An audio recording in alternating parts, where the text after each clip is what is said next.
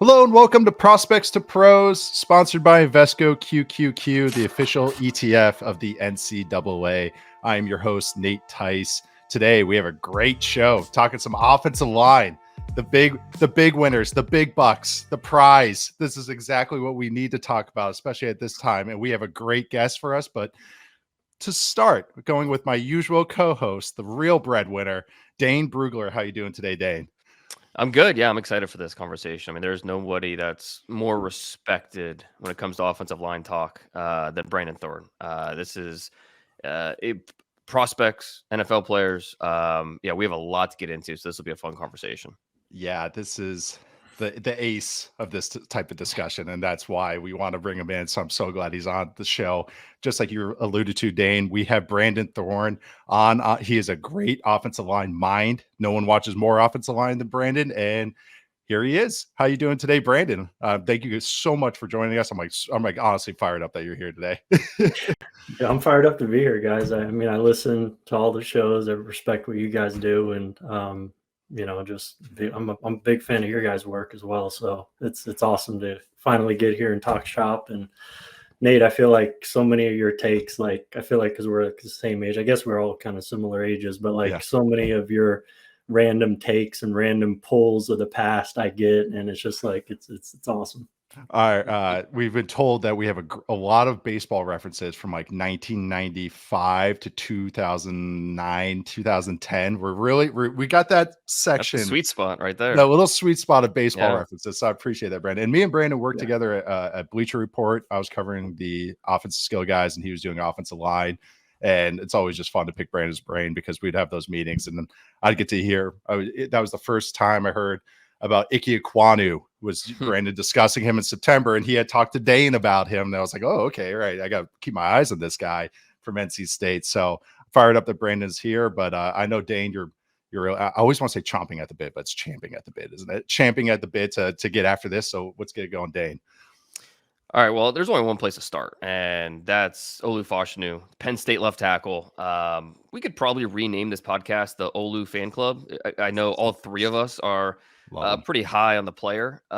So first, Brandon, if you could tell us just, your baseline thoughts on him, but then also help put into context just how good he is. I think everyone at this point knows who Olu is. They know he's a potential top 10 pick, probable top 10 pick. But just help us put into context just how good he is. Yeah, I mean, it's really interesting. I go back over the last 4 years that I've been doing this for Bleacher Report, watching all the offensive linemen in the draft, and he's right there with Penei Sewell for being like the most impressive prospect that I've seen. And there's some interesting parallels there as well, because I think the first time we saw both of them, they were 19 years old. Penei might have been younger as well, but just right away, just a real special natural feel for the position. And I think Penei's, translated more so in the run game, whereas Olu's is in pass protection. He just has an innate feel in pass protection with footwork, with, the angles that he's taking, his natural ability to anchor and just like the raw strength that he has. He can recover out of compromising positions really well. The few times that he gets in those, just a really good athlete. So just I think the pass protection skills at such a young age, 19 last year, I think he's 20 right now, and still around 15 starts or so, something like that. Over under a few there, but pretty inexperienced, but the refinement that I think he has, his feet, just a lot of stuff in pass protection, man.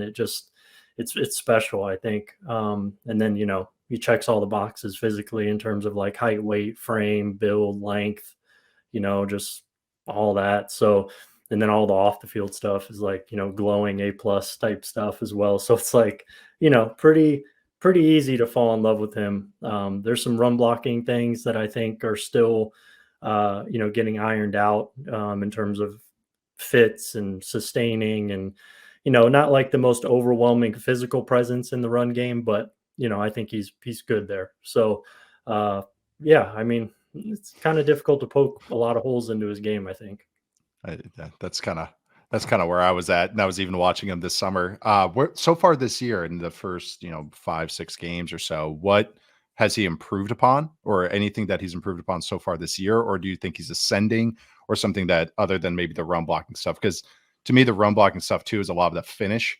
Like, he's not like a lack of effort guy. It's just that once in a while he falls off. Like, and do you think there's still, is that a technique thing, a strength thing, or anything you see that maybe that he has to keep improving on there? Yeah, I mean, I think it is going to come probably with time, and just seeing different looks and different alignments and adapting to things changing post snap, and just kind of really ironing out footwork. I think a lot of it is technique based, and Okay. it should just gradually improve with time. I think as he sees more things and kind of processes that. That's really what it comes down to me, is it's more technique based. Certainly no question in his competitive toughness or finish or Right. like effort to finish and stuff like that. It's more so just kind of getting out of alignment on different fits and overextended, and maybe just not adapting quick enough to things. So I think that's where you do see his inexperience show up, is in the run game. But I do think there are some improvements this year. Last year was a little bit more of that. So I think there is some improvement there. Pass protection looks pretty much the same as last year, which is really, really good. Yeah. I don't know how much stood out right away. It was a perfect balance every single Bar was snap. already high. Yeah, it was very, very high. Very high. So he probably would have been my top tackle last year, because I was scouting him last year. I had the report, the bones of it outlined and all that. And I was like, all right, I'm ready. He's going to be my top tackle. And then he came back. So that probably says a lot right there, because, there were some pretty good tackles last year as well. I remember texting you because I got tipped off about 24 hours before he announced it. I remember texting you that he was going back, and your response, I could feel the sadness in your response. It was surprising. Yeah, no, it was because he was younger. I mean, to your point, he's still only 20 years old. He turns 21 in December. So young player, and just his numbers. He's 6'0", 6'1", so 6 foot and 1/8, 321, 34.5-inch arms. Has all that. He was on the freaks list, so has the movements. I mean, and everything that you mentioned. This is a guy that top 5, top 7. Hard to see him getting out of that range. So many teams need tackle help. He fits in there. Another guy who might also be close to that discussion is another young player, Joe Alt, out of Notre Dame, left tackle. Still, he's only 20. He doesn't turn 21 until February. But Nate and I have talked about, we talked about him in the summer and how we liked him, but there were a few things that just gave us a little bit of pause. This year, I've been blown away by some of the improvements that he's made in pass protection, his ability to hold up and recover. It just looks so easy and controlled for him. What have your observations been with Joe Alt? And is Olu on a tier by himself? Is Alt close to that? Is there a gap? How would you distinguish those top two players? Yeah, I mean, they're pretty close to me. Based on our scale, I have Fashanu like top 10, and then all like more, top 15, top half of the first round. Fashanu is still my top tackle by a little bit, but I mean, I'm blown away by Joe Alt this year, man. I mean, I didn't watch him a whole lot last year. I just kind of knew what Nate thought about him. And I think we had maybe some discussions as well. And I was, so much of it is kind of like what your baseline is going in on a guy. If you're totally blind, that's great. But usually you have some inkling of like what to expect. So I went in expecting, good, like this is a solid guy, does everything pretty well. And what I've seen this year is just exceeding my expectations in every way. Just how clean his film is this year. Even that Louisville rep where, he gets run over, you watch it on the end zone copy, clearly, his right leg gets caught on the left guard. He's tripped. The TV copy, you can't really see it, but like even that rep, that's like the one rep that people were pointing to, to me as like, oh man, he lost finally. I'm like, no, I mean, not really, that was, wasn't super clean. As someone who has to defend quarterbacks every single week, that I totally get it. It's like, hey, sometimes it's not really their fault. I get it. I get that they didn't win this rep, but you're trying to make you like don't want to sound like you're making excuses, but it's like, no, there's an angle here.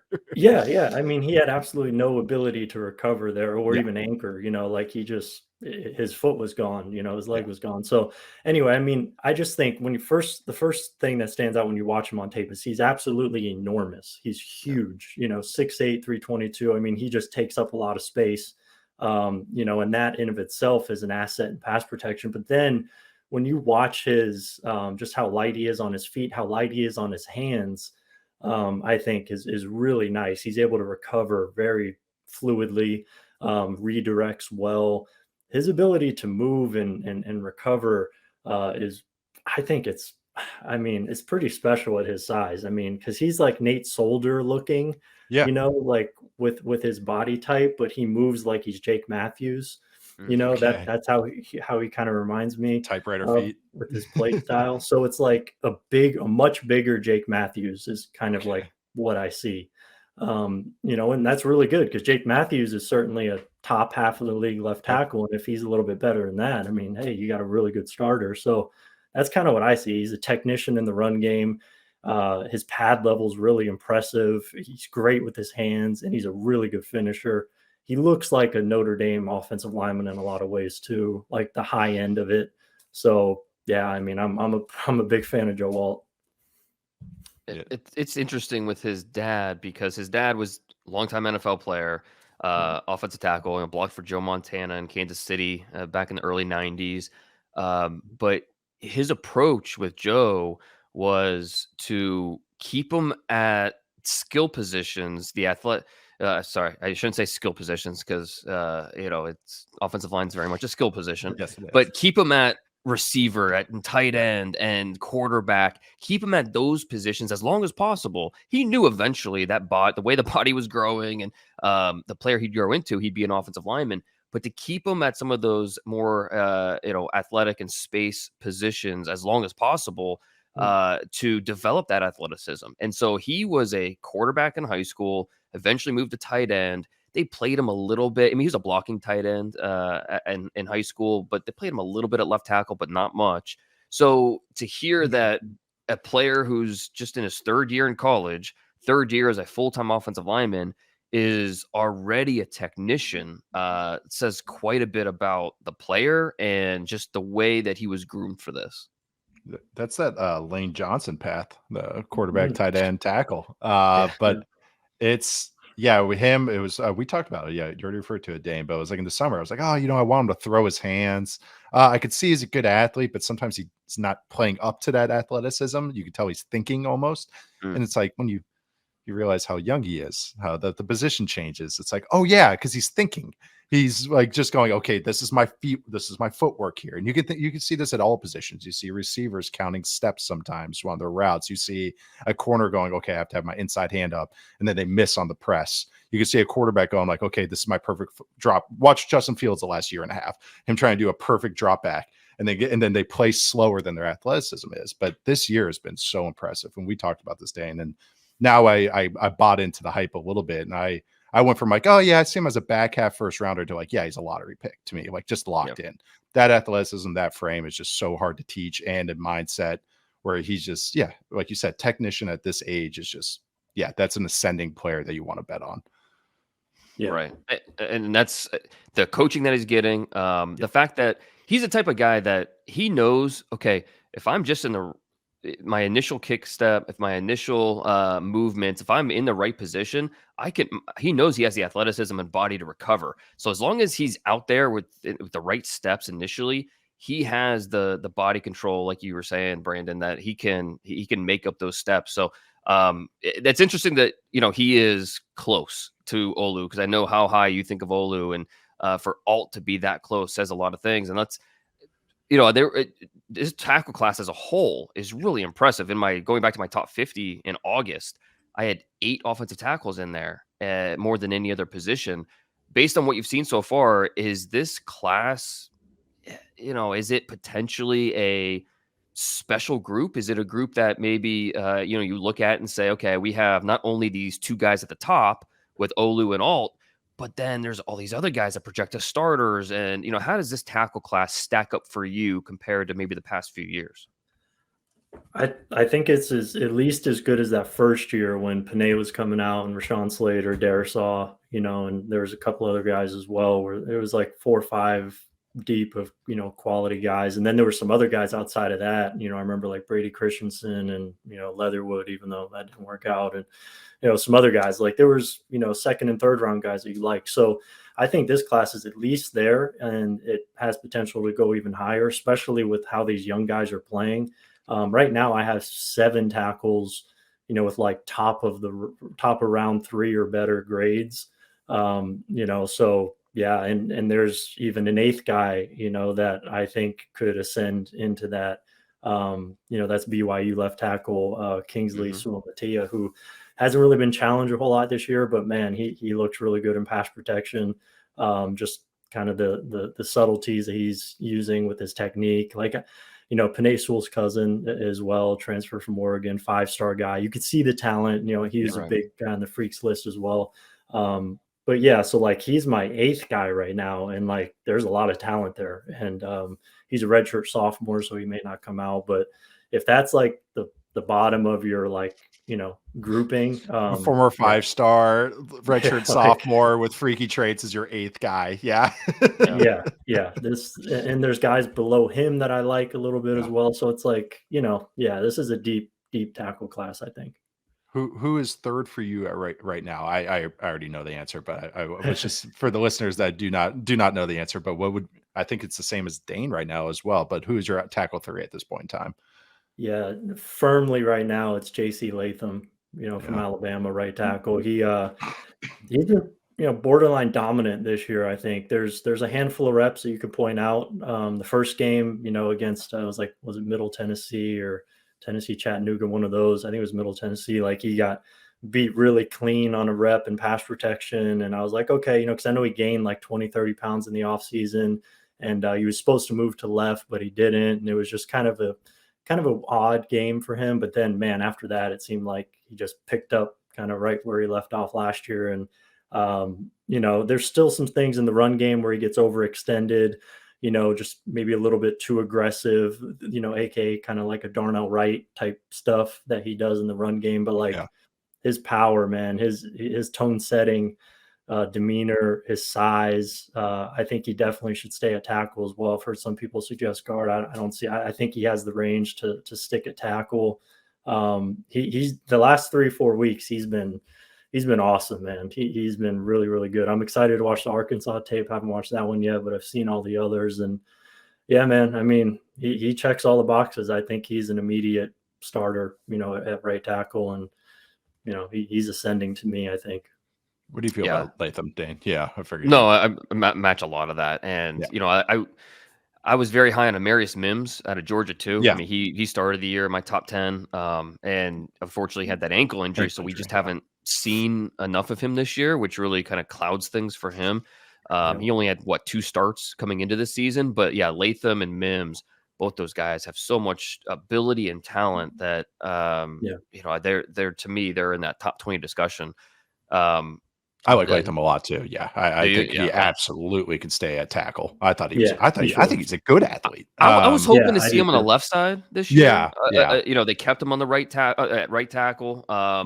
Which just for selfish evaluation purposes, you want to see him do it on both sides. But I think he continues to get better and better, and he has all that ability. He can, he can answer power. He can answer quickness. They're just not a lot of true juniors at the college level that can actually say that, but he can't. It's interesting that you said that he probably put on weight too, because I thought he actually had a good build, like even last year. So I thought he was like in that 315 range. I thought he looked good. So I didn't think he put on even more weight. I was like, what? I know. And the kill shot thing is so true though. When in the run game, he goes, that's a classic thing though. This guy's been one of the most dominant players on the field his entire life. He's used to just throwing guys everywhere. I thought last year he had some on some pass protection, he had some maybe depth things where he wouldn't get get depth on his, when he, off his first step, but I think it's already been cleaned up. So it's like, all right, already wavered away. Like as far as it wasn't even a concern because I thought he was plenty athletic. But I think he's probably the strongest tackle in the country, that I've seen. And that's a nice feather in his cap. He has commanding grip strength. Like when he gets lashing on the guys, it's over. He's it's impressive. Do you have any other tackles with true first round grades, or at least that you think you might get there at this point in time? Probably not. Right now I don't. I won't say that it's not going to happen for sure. But like my next guy is Jordan Morgan from Arizona, Patrick Paul from Houston, Troy Fontenot from Washington, and Tyler Guyton from Oklahoma. I have all like second, range grades there. Second, top of the second to like top of the third. Round grade type things for them. So that would be my order though right now.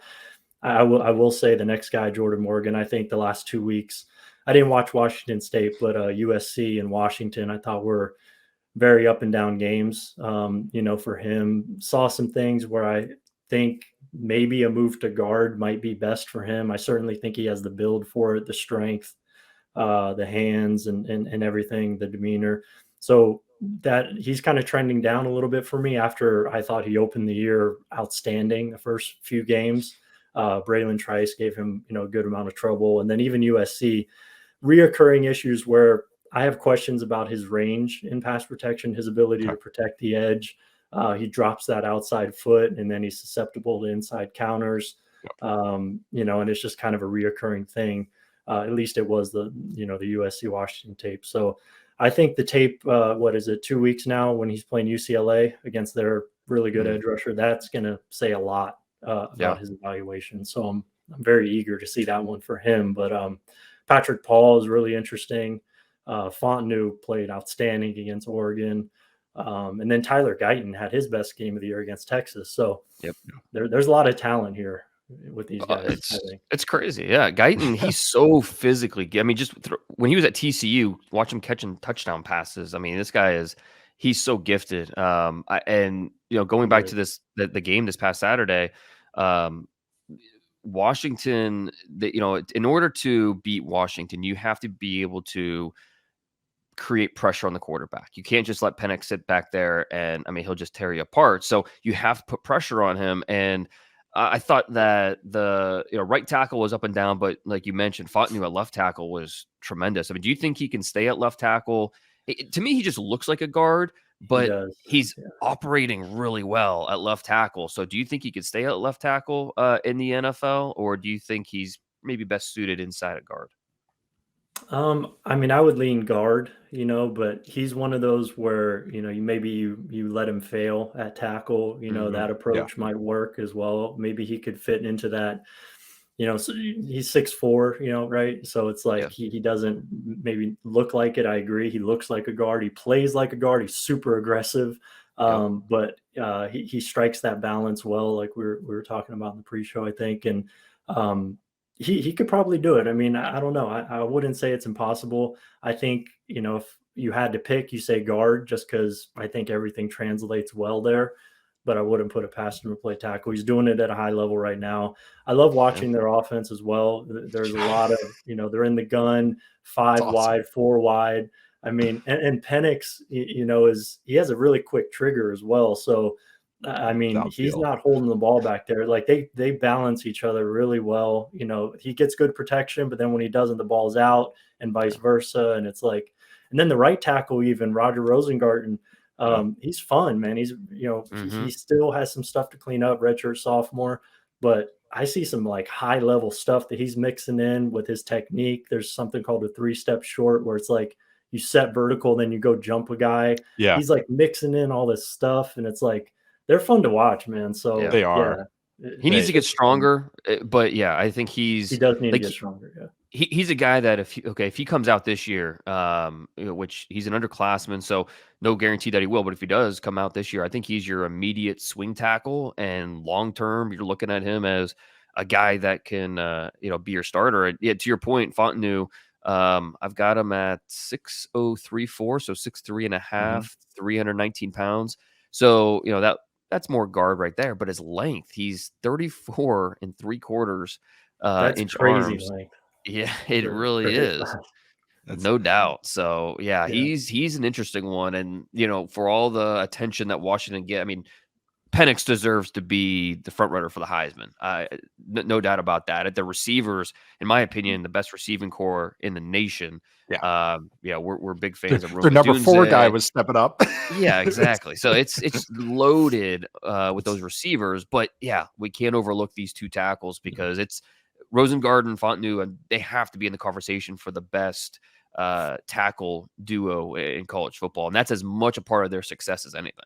That they attacked so down the field, and I think all of us we talked about the skill guys last week, but then just even the line play, so much of this translates to the NFL, like Brandon was saying, like that they're doing these real protections as opposed to sliding everything, RPO, naked. So some of these guys, you watch them, you get like 9 translatable reps, and you're like, yeah, okay, that's my NFL rep right there. When you watch Washington, the routes are real, the throws are real, the protections are real, the runs are real. So it's just nice. It's really nice. It's refreshing sometimes to see that. Hey, there's some somewhat similar measurements to Isaiah Wynn. Isaiah Wynn didn't have a, he was 6'3", 6'2" and 3/4. He was 313, but he had 33.5-inch arms. So, kind of that funky build at tackle. So just saying that might be a path there. Any of that group right there that you listed off, Dane, or Brandon, I'm sorry, they're kind of like your guy. Do you like, if that little group right there, is there one that is your kind of like special little guy, or is one that you're kind of like, you're more of a fan of than you think maybe the consensus, or you think you might be rising throughout this process over the next like 6 months or so? Yeah. I mean, it's hard not to say probably Tyler Guyton, from Oklahoma, because right away when I watched his tape, I texted somebody on their staff, and I was like, man, like this guy, like I could just see it, just he's what, 6'7", 325, 330 is what he's listed as. And the way he's moving, whenever you see a guy that big and he carries it so well and he's moving so fluidly, and then he's like real nasty and has the right demeanor, I'm like, okay, the bones, the foundation are there for a starter. And then to see him ascend as he is this season, and then put together that Texas game where he's, taking away his outside hand against, guys trying to chop it and trap it. And he's, like baiting guys, and he's doing all this like, cool, refined stuff in pass protection. I think he's just going to keep going up. He checks all the boxes physically, like somebody like JC Latham, in terms of size. He's comparable, physically, I think, to him. So, I think he's ascending, and I do like Fontenot a lot too. But I think Guyton would probably be the guy I'd pick, at least at tackle. Yeah, that makes sense. The traits are there, the demeanor is there. I mean, in the preseason, he was number, what was he? 31 for me overall. So, it's betting on those traits and betting on what he could be. And we've seen flashes, but the second half of this season will certainly be a big step for him. And whether or not he stays, leaves for the NFL, ultimately where he's drafted. Is there an offensive line prospect in this class that maybe you like more than you expected coming in? We kind of referenced it earlier, how, we wish we could live in a vacuum and as we go into tape study with clean slates, but it's tough. You hear things about players, before you have a chance to form your own opinion. Who in this class has been different, good or bad? Maybe someone hasn't lived up to it, or maybe someone surpassed expectations, based on what you had going into watching their film. Yeah, I mean, I could go one on each side for the interior. So a guy who has impressed me more than I thought is Zach Frazier from West Virginia, their center. Okay. Yep. He's the best center in the country, in my opinion. He's great. I agree. Oh, okay. He just looks like an immediate starter. Maybe not going to get to a Pro Bowl necessarily or anything like that, but he's a classic kind of high level wrestler, 4-time state champ, heavyweight wrestler, who looks the part on the field. He's a grappler. He commanding grip strength. He has, when he gets locked into guys, he's really good about sustaining that leverage through the rep. I counted 13 knockdowns against Pittsburgh, which was incredible. That tape, everybody should watch that one. But he was good against Penn State.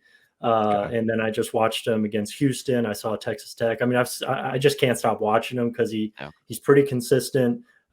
He just does everything pretty well.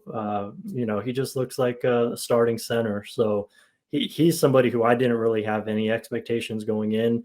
But that Penn State and Pittsburgh kind of back-to-back game sequence there for him really put him on my radar. So I have him as like a second round, guy right now. And I think this, day 2 probably is where he's going to go, I would guess. Mm-hmm.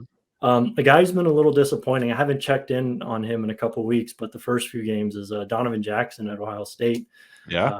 Former top guard in the country, I believe, 5-star guy. Who last year, his flashes, man, were really impressive. Yeah. This year, I just think his technique has fallen apart a lot, especially in pass protection. He's trying to jump set guys a lot. He's missing with his hands, getting beat clean. Just the losing clean thing, is tough. I mean, if you die slowly, and you're able to kind of stay attached, that's fine if you're out of position initially, but if you're out lose with dignity. Yeah. Yeah. If you're losing clean, I mean, and it's consistent, that's such a red flag. And he still has the physical traits and, it's all there. It's just, he just hasn't been able to put the technique, he hasn't married those things together this year so far from what I've seen. So that's been a little bit of, a little disappointing for me because I really liked him, going back to last year. So, but the talent's there, right? I mean, it's not a talent issue. It's just, and Ohio State's run game is really struggling. He was undefeated the last 3 years. He had 2 losses his entire high school career. Both came pretty early in his freshman year. So this guy needs a 4.5 GPA. He's already married. Like a lot of things. A lot of things. Center. There's never been more of a center that's ever graced this earth than Zach Frazier. Those boxes. Exactly. So no, I agree. He was my top center coming in, and he has absolutely lived up to it. I was curious what you guys would say. Yeah, I was going to ask you guys who your top center was so far because I haven't watched Frazier, so I was just waiting. I've been waiting to kind of hear someone stand out. So that's really cool to hear. Yeah, I did my in my summer preview. I didn't. The only center I talked about was him. He got the edge over Van Pran for me. But I mean, Brandon, you like Cedric Van Pran quite a bit too, the Georgia center.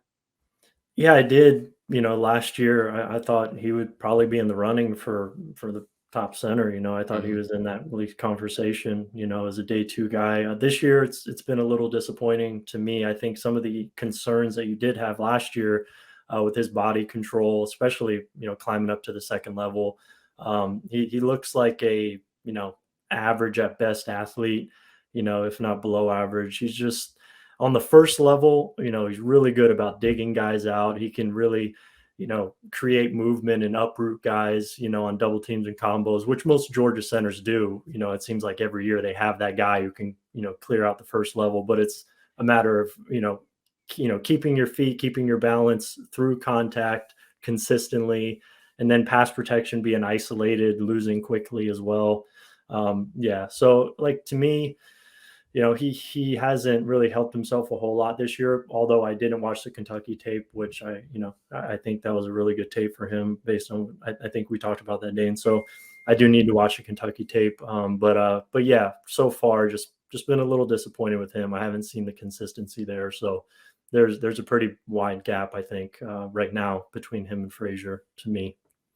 It's good to know. Are there any, just before we kind of wrap this up, the last position, your top guard so far, or top guards, I should say, maybe so far? I know you mentioned that, Ohio State, Jackson's been a little kind of disappointing, and I kind of agree with that. I've been disappointed by Ohio State in general, just watching them overall, outside of our guy Marvin Harrison Jr., of course. But yeah, so I'm just curious who maybe is the top of your board right now in October at the guard position, anyways.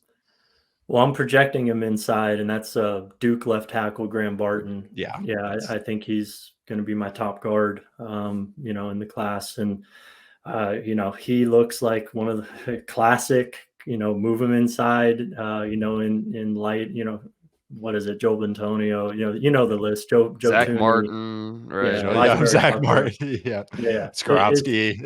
It's Yep, just yep. it's the He same guy looks, every year. yeah. He's really, he just doesn't have the physical, Yeah. build and measurements, I think, of a tackle, but he's handling tackle well because his technique is so good. I think he's pretty strong. He's definitely really athletic. He looks like an easy, guard projection. So he's hands down right now my top guard. And then after him, my next guy is probably another kind of firm, OG2 right now is Kansas State left guard Cooper Beebe, who I thought probably should have came out last year as well, but he returned and he looks really good. He's moved. He fills a lot of holes on that offensive line. I think I've seen him at left tackle, right tackle, left guard. This season is his primary home. He's definitely a guard at the next level, but massive build. He's wide. He's very wide. Powerful on contact, creates a lot of jolt. And he's also really, you could tell he's played a lot of ball just in terms of how he sorts things. He doesn't get fooled very often. He's processing games and stunts and all that really well from inside. And so, he's not the most athletic or fleet of foot guy necessarily, but if you're really smart, huge, and powerful, I think a team will be able to find a home for you, and you could probably be you could probably be a solid starter, so that's how I see him. He'd be my OG2 right now. Kansas State always has, Cody Whitehair, Dalton Reisner, they always have one of these guys. And BB, he went back. His brother was in the 2023 recruiting class at Kansas State. So I think that was a big reason why he decided to go back. But I agree with you. I know you focus on offensive line, but has there been any defensive linemen that have kind of popped for you? I mean, inevitably you see a lot of these defensive linemen. Anyone that maybe caught you off guard, like, oh wow, this guy's really good? What mentioned him a little bit. Brandon Trice is really stood out to me. Just a lot of power. Power. He's just a chore to keep blocked. He fights through contact really well. He has that inside stab counter move, a la Khalil Mack, although he's not Khalil Mack, but he has that where he can work across a guy's face and just, pry him open. I think he gives everybody trouble that I've watched, so it's pretty consistent there. So he would be one guy on the edge that stood out to me. Inside, let me see, that Texas defensive tackle is flash for me. The guy who's like 360. Sweat? Yeah. Like some of his he had a play where he tracked down the ball on the opposite numbers where like he's moving. Granted, the second half, I thought he kind of maybe, wore out a little bit, but when his motor, if you can keep him on a pitch count and let him go, and keep his snap count low, like I think he'd probably be a really, really nice, rotational guy or nose tackle kind of guy. So like he's certainly flashed for me this year. And I'm a big Newton fan from Illinois as well, which I think everybody knows he's good. But last year his ability to deconstruct blocks is really good. He's impressive. He's clearly very good with his hands and can stack shed really well. And he's a really good player. So glad Trice got the shout out. Trice is just a nice.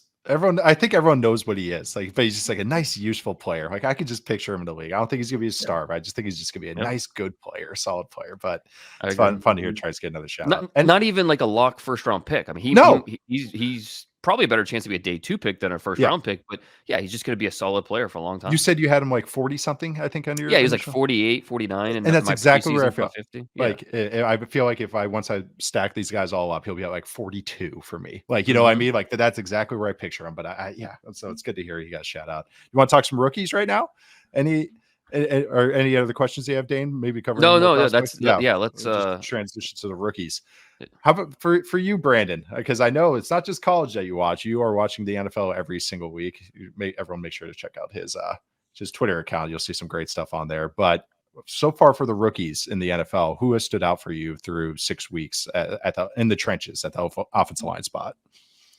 Yeah, and I think I'm not trying to do this, but my top tackle in the draft last year was Paris Johnson, and he looks really good this year, Yes, man. I he mean, does. At a new even position. better, maybe a little bit better than I was expecting as well, and I I would agree like with that.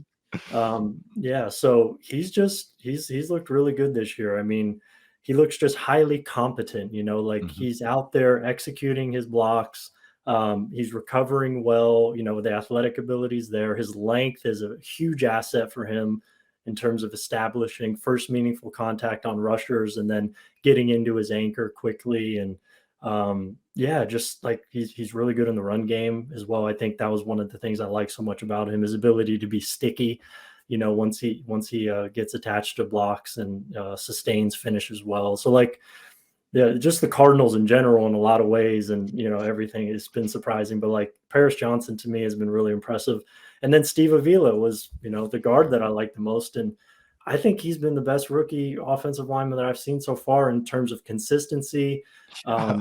His ability to anchor, man, has really been an asset for the Rams this year. I think it's allowed Stafford to have a lot of clean pockets. Yep. And then in the run game, he creates a lot of movement and he's a physical presence and he's been very consistent. So those two guys have been a lot of fun to watch. DeJuan Jones has looked really good in Cleveland. Yeah. I was just texting somebody.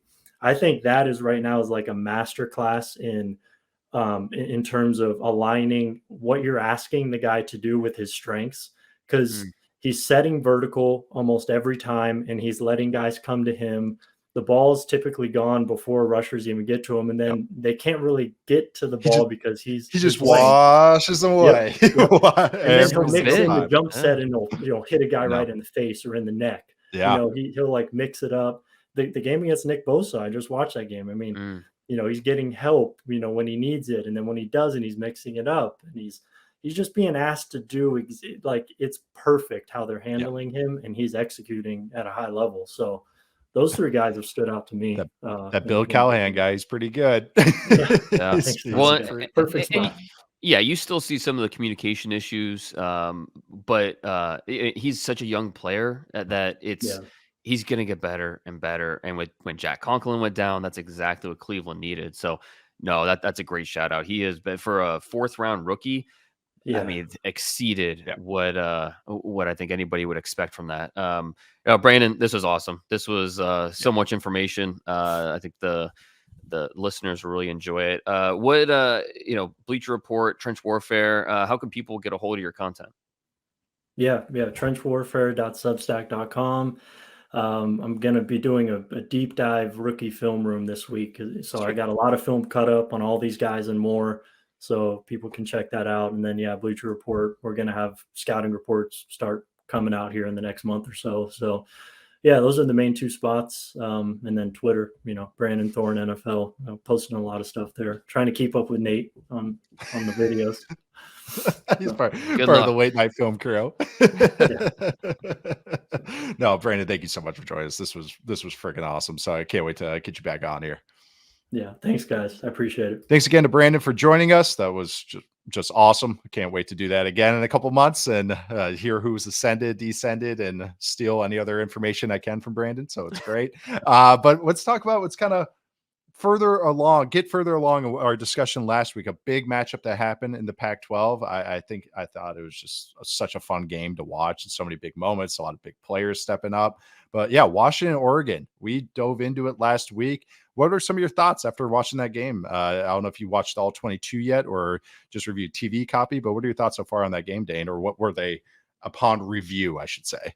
Yeah, no, actually, I watched the tape Saturday night because I was still on the high of how much fun that game was. I mean, just back and forth, and 2 really good college quarterbacks, plenty of speed on the field, some questionable coaching calls, but it's be aggressive and go get it. And we said on the pod last week that Washington receiver Rome Odunze was the best prospect on the field, and I think that absolutely held up. I mean, he was a guy that even when he's covered, he's open because of his ability to go win at the catch point. But he's also a really good athlete. He's got a little bit of juice after the catch. I mean, the Huskies, they're going to be so tough to beat because of those weapons. Part of its scheme, like the way they align their splits, the stacks, the motions, but also these receivers are just really, really good. Polk was awesome.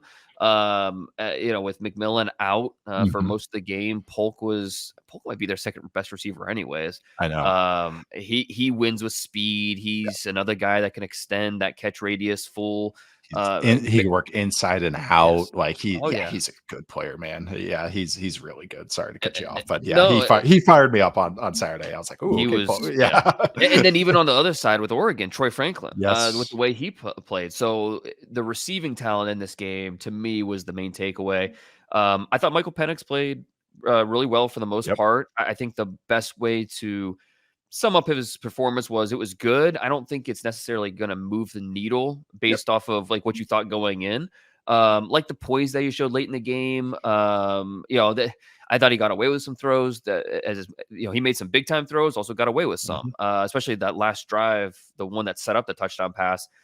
The Oregon safety, if he just turns his head and looks, the ball is right there for him. And, Washington was able to, big credit to Washington, give Penix a lot of credit. I think he deserves to be the favorite for the Heisman at this point. Yes. He did nothing to dissuade that. And it's a big performance for him. And even our discussion with Brandon earlier, where he was talking about, he gets the ball out. It's like in an NFL prospect sense, there are some things that we talk about with his timing and everything, but he does. Right. He makes that offense go. And they ask him to be aggressive, and he's like, okay. Like it's not like he's checking it down all the time. I was curious, actually, what also like Dunzier was like, what is it, Dunze or Dunzier? I heard Dunzier. Dunzier. Oh my God! So it's the third one, behind door number 3. Is that you mentioned that, and I saw it as well looking at his profile, was that, he has some track background.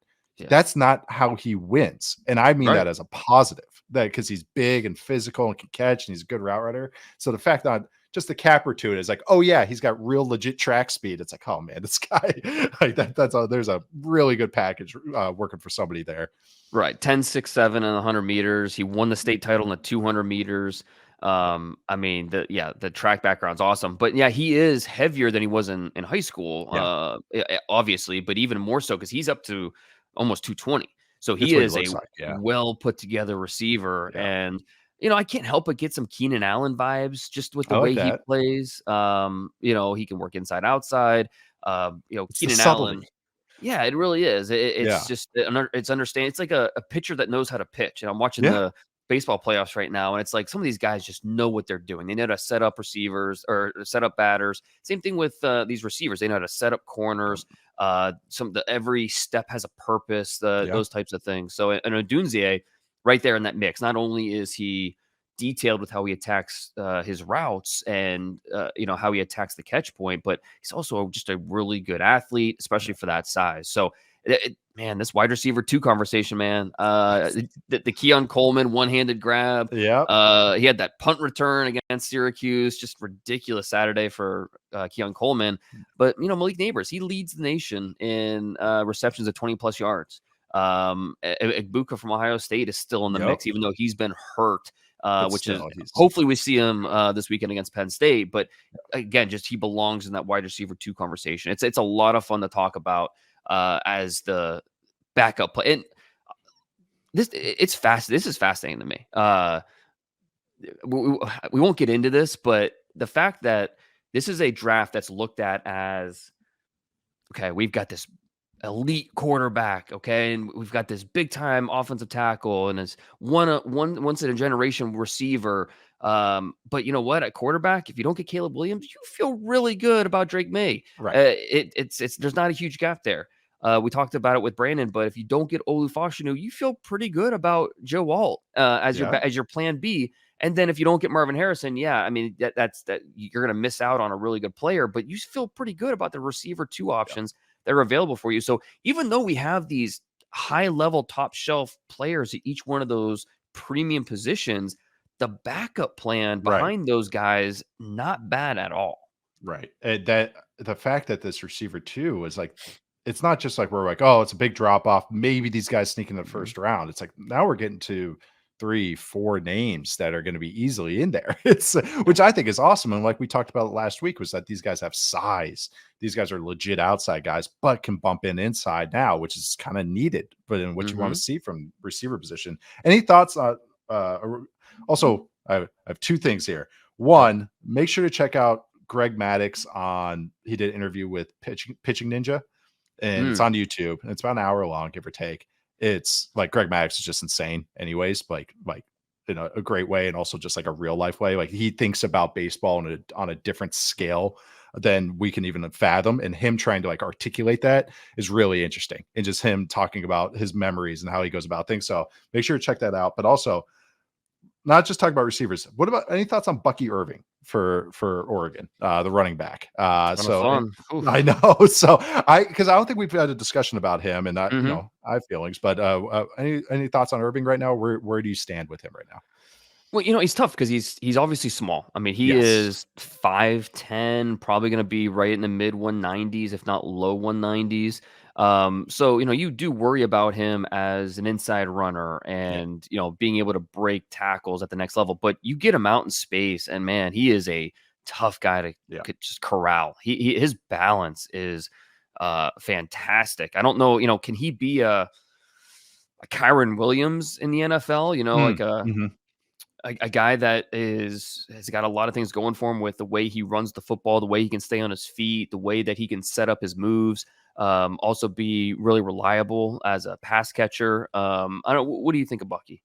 No, I have kind of like Spears a little bit last year, Tajay Spears, where it's kind of like, I appreciate the game. I'm not saying they're 1-to-1, but that size, that run style, it's like, okay, the combination, I like the player, but I just want to be realistic about what to expect out of him. I think he has to be part of a rotation.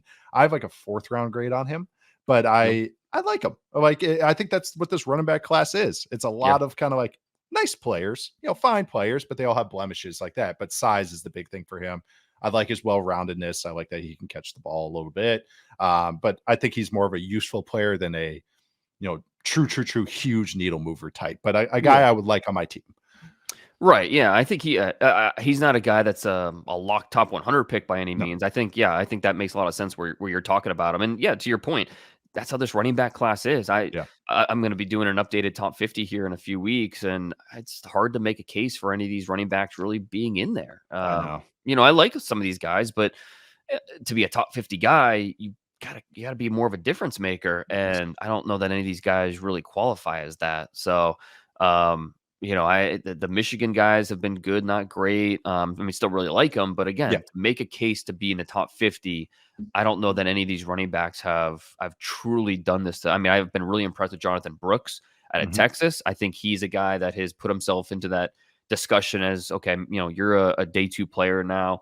Audric Estime, we talked about him a little last week for Notre Dame. I don't see him as a top 50 guy, but he's at least put himself up there as an NFL guy. But there's a lot of fun running backs in this group, but it's going to take the rest of the way to really stack them. And even when we do, my list can look completely different than your list, which will look completely different than what the Dallas Cowboys have as their running back stack. So it all depends on maybe the type of running back you're looking for and just what you value. So the running back this year, the order, the rankings are going to be all over the place, no matter where you look. It's going to be a big eye of the beholder class, which is Definitely. like right now, I'm right there with you. It's a lot of guys that I've graded, in that 3rd, 4th round range. So that's 60 to 120 player range, and it's going to be like 7-8 guys in the same tier. And so it's going to, when I get asked in the spring, well, at this point, we're in October, I'm going to be like, which guys do you like? Well, I like these 3. It's not going to be a guy I'm like, you got to get this guy on your team. I think that's how it's going to go, but we'll see. So looking at, that was last week, but upcoming week, we got another juicy. Well, that was a future Big Ten matchup, but an actual Big Ten matchup between Ohio State and Penn State. I was referring to in Washington, Oregon. We were going to, I kind of skipped over USC and Notre Dame because we already talked Joe Alt, and we'll talk quarterbacks in the future. Don't you guys worry. There'll be plenty of Caleb Williams discussion in the future, but upcoming this weekend, Ohio State, Penn State. What are you looking for when you watch that game, Dane? There's gonna be a lot of NFL talent on the field, that's for sure. I'm working on my NFL Draft Watch article for this week, and there's over 20 players that I've written down that have at least a chance to be a top 100 pick in April from this game. I mean, it is kind of crazy. I mean, you just look at the tight ends alone. Cade Stover with what he's doing, and then Penn State has two guys with Theo Johnson and Tyler Warren who have a chance to be day 2 prospects. I mean, I think it's interesting that both sides in this one have an elite prospect with Marvin Harrison Jr. and then Olu Fashanu. And then after that, there's a lot of question marks about, okay, like I don't know that there's another player outside of those two. I don't know there's another one of these players that's a lock top 25 pick. Okay. I think there's guys that flash that ability, like a Chop Robinson, the Penn State edge rusher, Kalen King, the corner, who it's been quiet this year. He's got like 1 pass breakup, no interceptions, but he doesn't get tested a lot. He's averaging like 3 targets per game. Emeka Ibuka, we don't know if he's even going to play. He's missed most of the Maryland game, didn't play last week against Purdue. Will he be healthy enough to go in this game? And even if he does play, what is he, 80%? Where is he with his return from injury? So these are guys that could be there. And both of the Ohio State edge rushers too, with Tuya Malahu, Jack Sawyer. I like both these guys, but it's just a matter of, okay, are they true top 25 type of prospects? And I'm not there with them. So it's a really interesting group of players because talent flashes, everyone can see that, but are they consistent enough with who they are as football players, and are they on the right trajectory to be top 25 picks? And that's kind of what we have I think this game will be weighted more than others, especially for Ohio State, and Penn State hasn't really played anyone up to this point.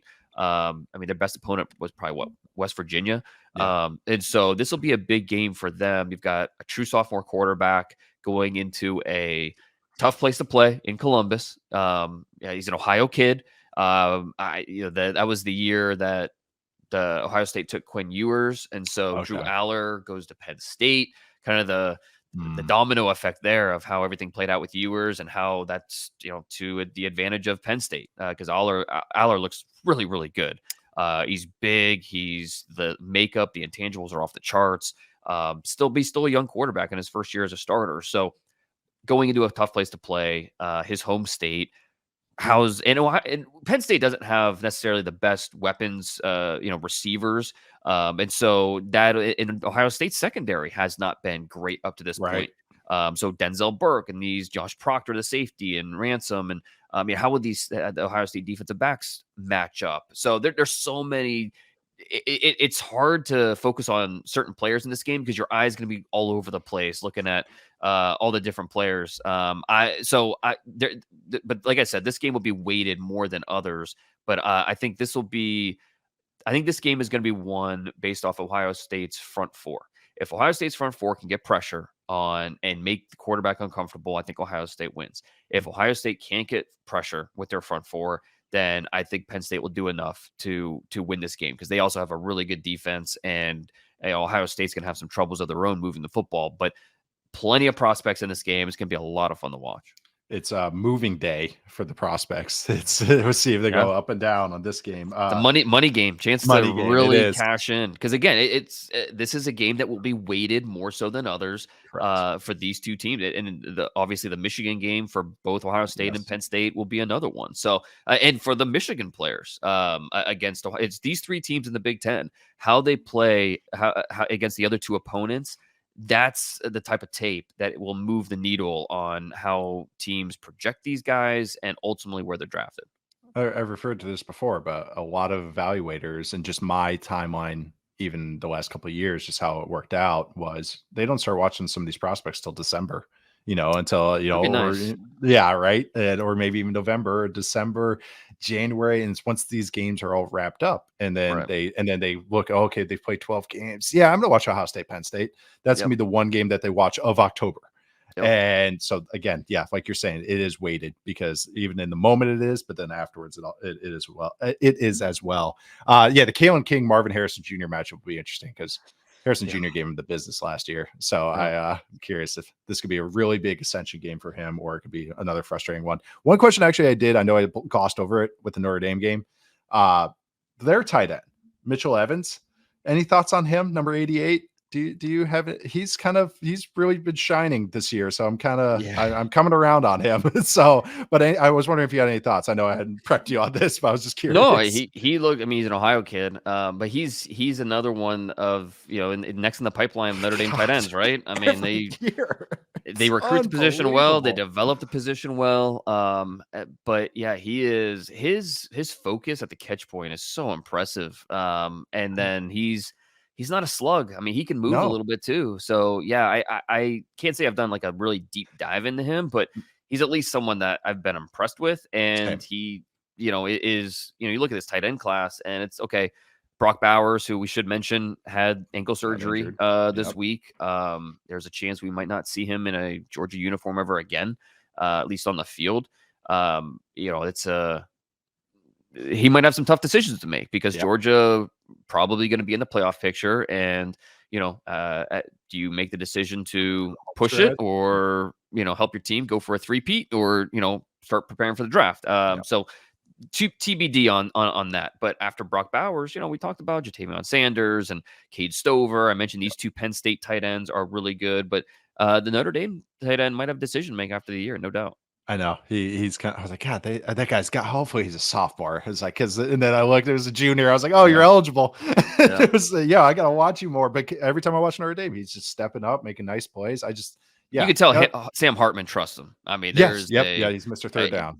And it gets overused, tight end, safety valve, and all. But that's the Notre Dame offense. It really is a huge part of what they do, and especially on third downs when they need we need it play to move the sticks.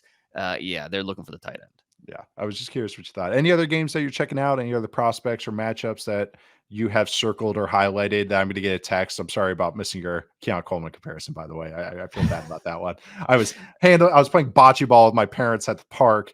That was a way to compromise our whole family and to get some competitive element with my parents. But any other games that are standing out for you this weekend? Well, I mean, Utah and USC is like, okay, Caleb. I mean, Caleb owned his mistakes, and again, we'll talk more about Caleb here probably next week after this game. But how does he rebound against a really good Utes defense, defense that always gives USC trouble? I mean, last year played them twice, and we saw how that played out.